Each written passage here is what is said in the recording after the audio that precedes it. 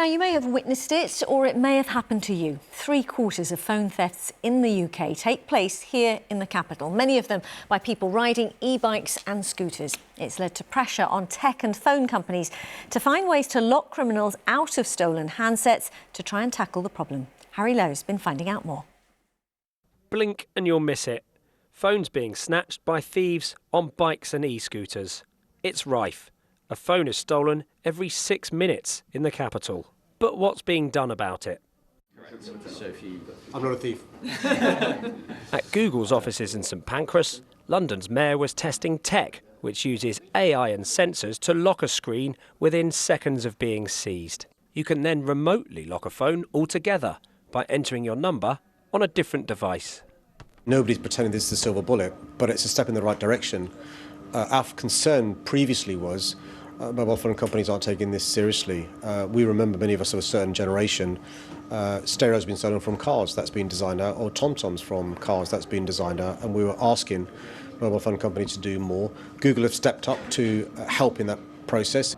Tyler had his mobile stolen by e-biker Sonny Stringer, who was caught and jailed for stealing 24 phones in 1 hour. He welcomes the theft detection lock.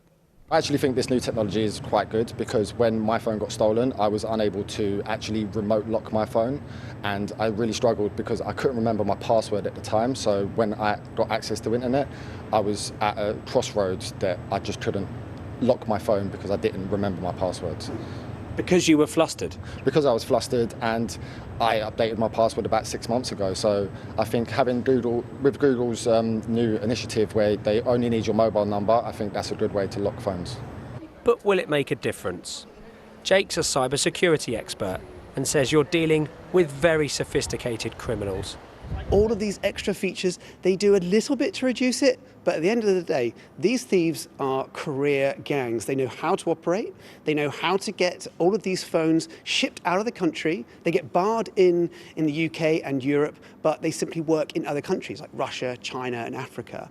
This tech is not automatically installed, meaning many may miss out.